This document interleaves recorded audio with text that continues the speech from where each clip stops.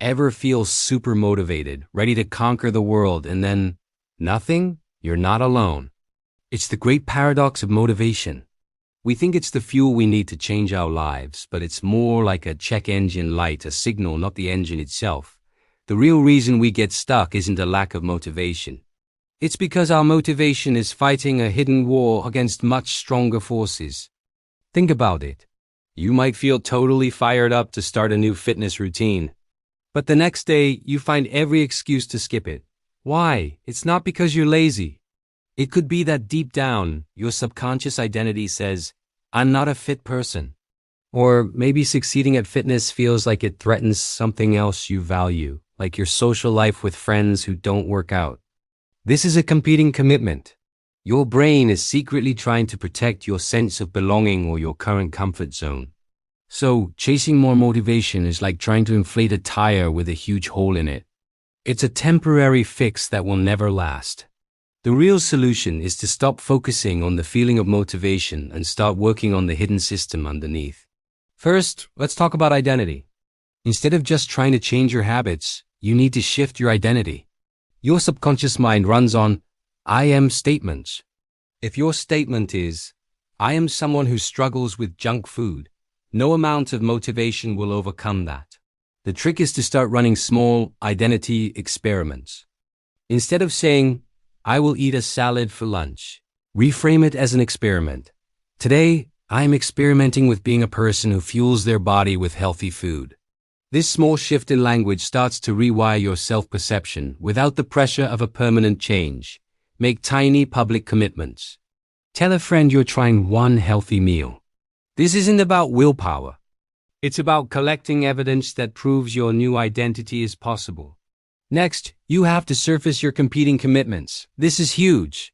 Ask yourself honestly, what do I stand to lose if I succeed? It sounds crazy, right? But success often means change, and change can feel threatening. Maybe getting that promotion means less time with your family. Maybe losing weight means losing the identity of being the funny, bigger friend. You need to name these fears. Write them down. Once you see them clearly, you can design safeguards. If you fear losing family time, schedule it in your calendar first, before work. If you fear changing social dynamics, talk to your friends about your new goals. Acknowledging the potential loss makes it less scary and allows you to plan for it. Then, you need to build systems that account for emotional friction. Starting something new is hard, not just practically, but emotionally. So, make it ridiculously easy to start. If you want a journal, put the pen and notebook on your pillow. That's reducing a practical barrier. To handle the emotional side, add micro rewards. Finished a tough task? Don't just move on. Take 2 minutes to listen to your favorite song. Celebrate the tiny win. Better yet, create social rituals. Find a friend to check in with daily. This external support system provides a buffer when your internal motivation inevitably dips. Finally, you must change your relationship with failure. When you have a setback, don't treat it as a moral failing. Treat it as data. A setback is your system telling you where the hidden breaks are. Did you skip the gym? Ask why. Was it because you felt intimidated? That's emotional friction. Was it because you didn't have your clothes ready? That's a practical barrier. Use these moments as diagnostic tools to refine your system. Failure isn't the end. It's a guide pointing you toward what needs to be fixed. So, the secret isn't finding more motivation. It's using the motivation you have as feedback. When you feel it, ride the wave. When you don't, look deeper. Fix the underlying identity conflicts, address your hidden fears, and build systems that make it easy to keep going.